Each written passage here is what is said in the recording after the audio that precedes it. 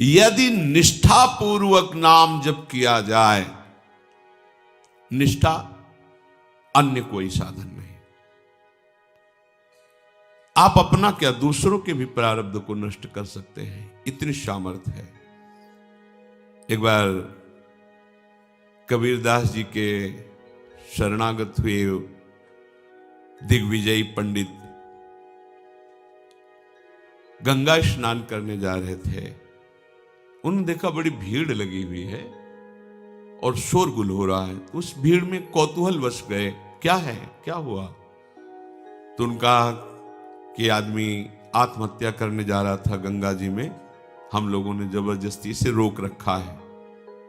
वो कमर में पत्थर बांधे हुए बिल्कुल कगार पे खड़ा हुआ था, लोगों ने पकड़ रखा था।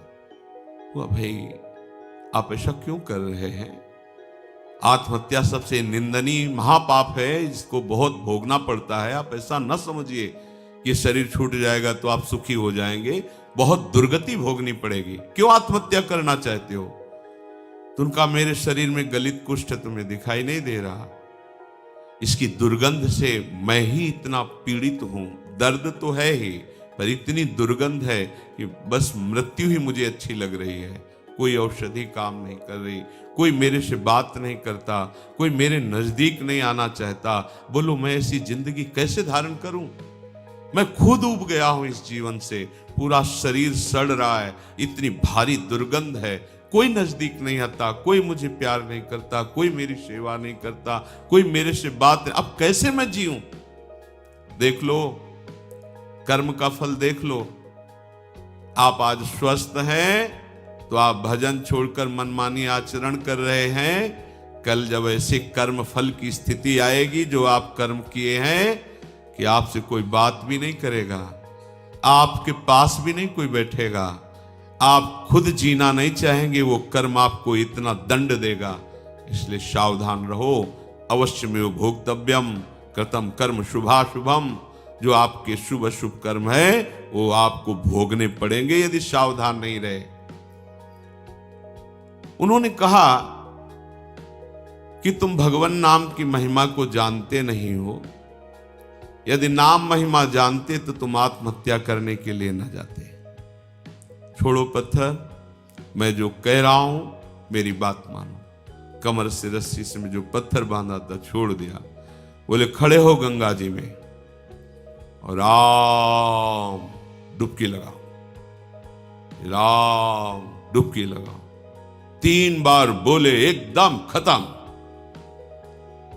ये उनकी कोई सुकृत नहीं थे जिसके शरीर में गलित कुष्ठ था। एक तो ये महान विद्वान शास्त्रज्ञ, दूसरी बात गुरु कृपा पात्र, तीसरी बात नाम महिमा को समझ चुके थे कबीरदास जी के द्वारा। कबीरदास जी ने इन्हीं को परास्त किया था। ये दिग्विजयी पंडित थे, कोई इनके सामने टिकता नहीं था। सब शास्त्र इनकी जिह्वा पे विराजमान थे। काशी के विद्वान घबरा गए कि अगर काशी को पराजित कर दिया तो बहुत बड़ी ये निंदा का विषय होगा, क्योंकि ज्ञान समुद्र काशी है। उन्होंने कहा इससे तो जीत पाना बड़ा कठिन, इसकी तो जिह्वा पे सरस्वती बैठी हुई है। उन्होंने कहा कि यदि हमारे यहाँ के सबसे बड़े पूज्य महापुरुष कबीरदास जी अगर वो हार गए तो पूरी काशी हार गई। तुम उनको परास्त करो जाकर। यहाँ किस किस से आप विद्वता पूर्वक वाक युद्ध करेंगे? एक से एक विद्वान है, सालों लग जाएगा। हम सब सहमति देते हैं कि आप कबीरदास जी को परास्त कर दे, मानो वाराणसी परास्त हो गई। ठीक है, कबीरदास जी के पास गए। उन्होंने कहा शास्त्रार्थ करना चाहते हैं। हमें शास्त्र कहां आता है? कबीरदास बोले पराजय लिख दो, इसमें दस्तखत कर दो। वहां करवा लो जहां दस्तखत। बोले काशी के विद्वानों ने कहा है कि आपकी पराजय पूरी काशी की पराजय। तो बोले फिर रुक जाओ, हम तुमसे प्रश्न करते हैं कि पढ़ के समझे हो या समझ के पढ़े हो? अब जो हरि के चरणारविंद के प्रेम में डूबा हुआ है उसकी वाणी सरस्वती भी नहीं समझ सकती। पहली बार उसकी बातें ही समझ में नहीं आई कि बाबा प्रश्न क्या कर रहे हैं। फिर हाथ जोड़ा, कहा महाराज एक बार फिर प्रश्न कीजिए। तो उन्होंने कहा पढ़ के समझे हो कि समझ के पढ़े हो। जैसे कोई किसी को स्तंभित कर दे मंत्र के द्वारा, बुद्धि काम नहीं कर रही। पूरी सभा लगी हुई है कौतूहल देखने के लिए। अब वो ये शास्त्र खोले वो शास्त्र खोले, कुछ कहा महाराज हमारे तो प्रश्न ही की धरा समझ में नहीं आ रही। बोले तो उत्तर क्या दोगे, शास्त्रार्थ क्या करोगे, जब प्रश्न की ही धरा तुम्हें समझ में नहीं आ रही तो व्यर्थ में अभिमान लिए घूम रहे दिग्विजयी का। पढ़ के समझे हो कि समझ के पढ़े हो। हम तुम्हें बताते हैं तुम ना पढ़ के समझे हो न समझ के पढ़े हो।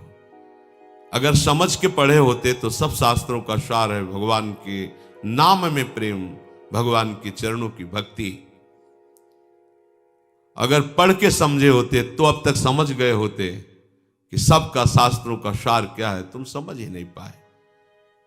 उन्होंने उसी समय सब गंगा जी में शास्त्र प्रवाहित कर दिए और श्री चरणों का कबीरदास जी के आश्रय ले लिया, शिष्य बन गए और नाम जप करने लगे।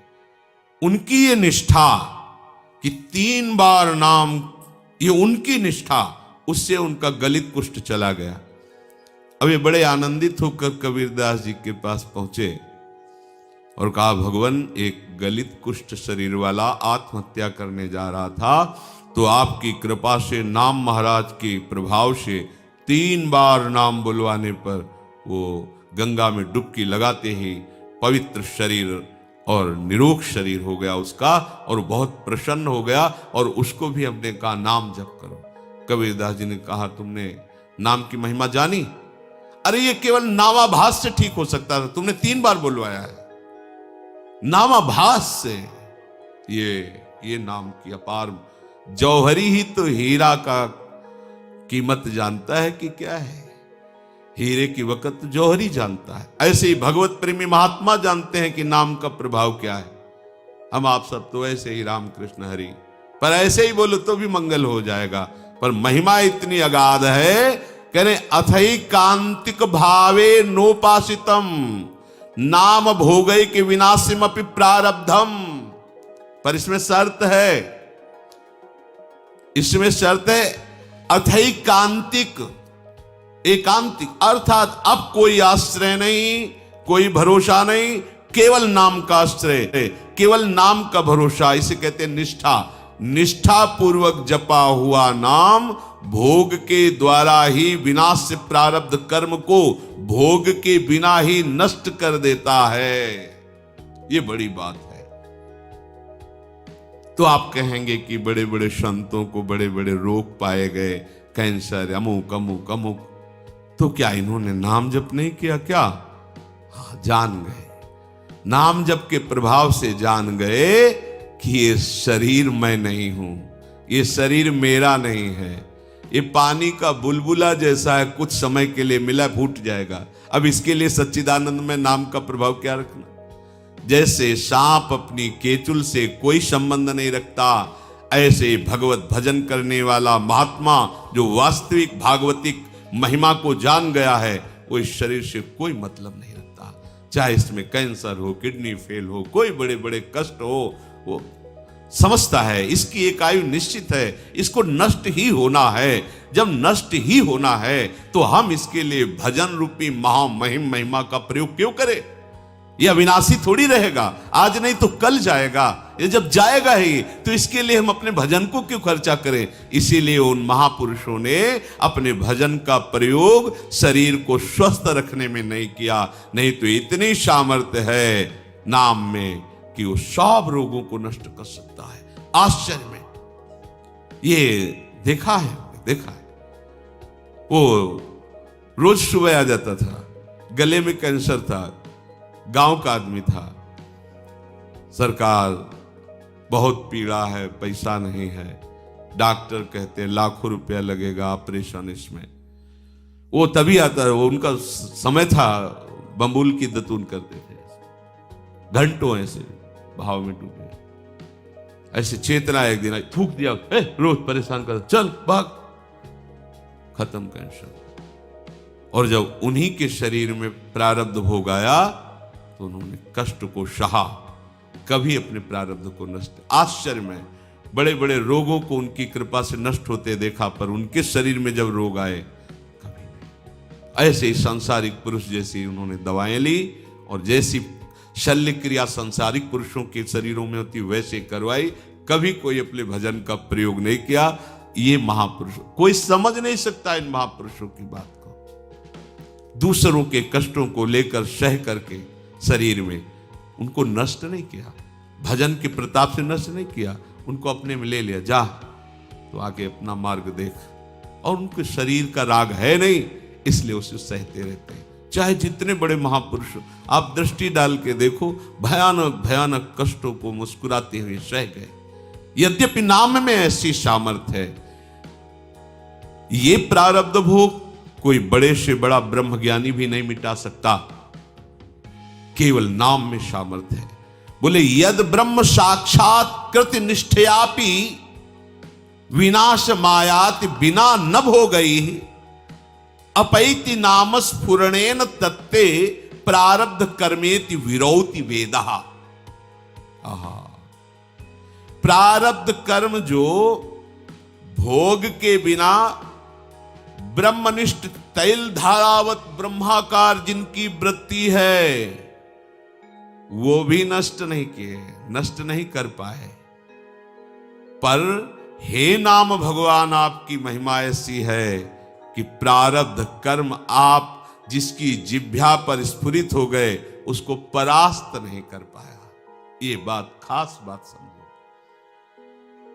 रोग मिट जाना खास बात नहीं है, नाम के प्रभाव से रोग होते हुए भी रोग का प्रभाव न होना ये खास बात है।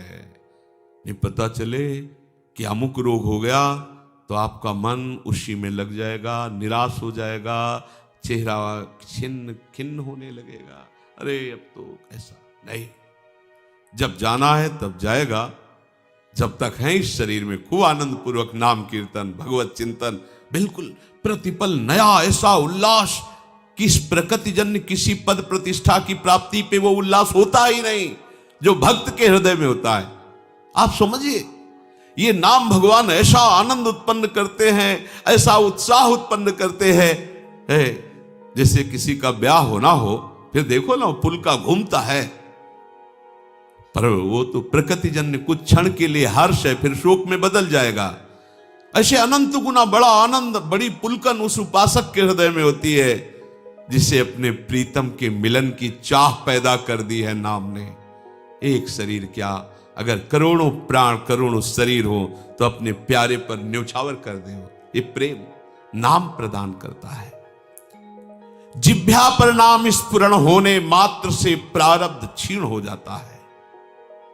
इस बात को बड़े बड़े महापुरुषों ने वेद में उच्च स्वर से कहा गया है। ब्रह्म विद्या के साक्षात्कार से संचित कर्मों का नाश हो जाता है और क्रियमाण कर्मों का नाश हो जाता है, किंतु प्रारब्ध कर्म को बिना भोगे वो ज्ञानी भी नहीं बच सकते, शरीर में भोगना पड़ता है। पर यदि भक्त चाहे जो नाम जप करता है वो बिना भोगे प्रारब्ध को नष्ट कर सकता है। जितना चाहे उतना भोगे, जितना चाहे, ना चाहे तो बिल्कुल नहीं। वो पूज्य श्रीधर बाबा के जब चरण सेवा करने रात्रि में जाते थे तो एक बार उन्होंने सुनाया था कि राधा कुंड की संत भगवान एक सेवा करते थे, सोहनी लगाते पूरे राधा कुंड में, कोई थूक दिया कोई कुछ ऐसे उठा के साफ करते थे, भिक्षावृत्ति से खूब नाम जप करते थे। एक दिन उनके सामने एक काला आदमी आया जो दुर्गंध युक्त था।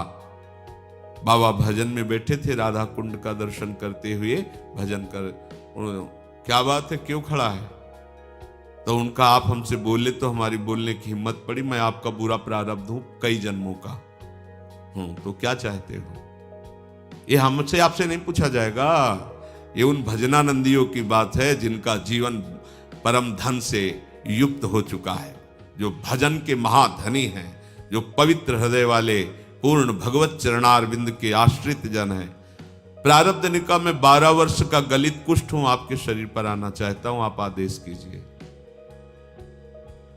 बाबा ने कहा हमारे पास 12 वर्ष नहीं कि हम तुम्हें लेके बैठे, रोज हमें राधा कुंड की सेवा करनी है और हमारी एक नियम निष्ठा है, ऐसा नहीं हो पाएगा। दूसरे दिन फिर आया और कहा कि दिन रात्रि जोड़ करके 6 वर्ष में हम भुगता देंगे, आप स्वीकार करो। 6 वर्ष बहुत होते हैं, हमारे पास समय नहीं। बात चलती रही, फिर उसने कहा अगर आप स्वीकार करें तो 24 घंटे में आपको 12 वर्ष का प्रारब्ध भोग भुगवा दें, पर आप कोई औषधि नहीं लेंगे, किसी शिष्य की सहायता नहीं लेंगे और हमारे स्वीकार करेंगे। बाबा ने कहा 24 घंटे तो ठीक है, हम सुबह सुबह राधा कुंड की सेवा करके एक कमरे में बैठ जाएंगे, आप हमारे ऊपर आ जाना, दूसरे सुबह फिर हम सेवा में आ जाएंगे, हमारी सेवा नहीं छूटेगी। चलो ठीक है। अपने शिष्यों से कहा कि आज मैं कितना भी चीखूं चिल्लाऊं, कोई हमारे कमरे में मत आना जब तक हम स्वयं खोलकर बाहर ना आवें। और जहां कहा हाँ मैं स्वीकार करता हूं, तत्काल पूरा नख से सिक तक पक गया शरीर, पीप बहने लगा, भीषण पीड़ा। बस वही नाम चिंतन में अपने मन को लगा दिया। 12 वर्ष के गलित कुष्ठ प्रारब्ध को 24 घंटे में भोग कर साफ कर दिया। अगर वो नाक कह देते तो हिम्मत नहीं थी कि प्रारब्ध उनके शरीर में आ जाता। ये देखो नाम बल, नाम में बड़ी। आप क्या समझते नाम जापक हैं, आपको जो रोग आया है, जो कष्ट आया है, बहुत कम करके आया है, बहुत कम करके दुलार पूर्वक प्रभु हमें दे रहे हैं, उसको बहुत सहज सहज ऐसे ही सहज। अगर वो प्रभु से बिलग हो जाओ और फिर देखो इसका तांडव, तो आपको प्रतिपल यही लगेगा मर जाऊं तो अच्छा। सच्ची कहता हूं, प्रतिपल यही लगेगा कि मर जाऊं तो अच्छा। कितना भयानक कष्ट है, आपको अनुभव में आने लगे। लेकिन कैसे बताएं तुम्हें, यदि प्रभु के आश्रित हो तो कैसे दुलार करते हैं। तो जो प्रारब्ध कर्म ब्रह्म विद्या से भी नहीं नष्ट किया जा सकता, वो केवल नाम के द्वारा नष्ट किया जा सकता है।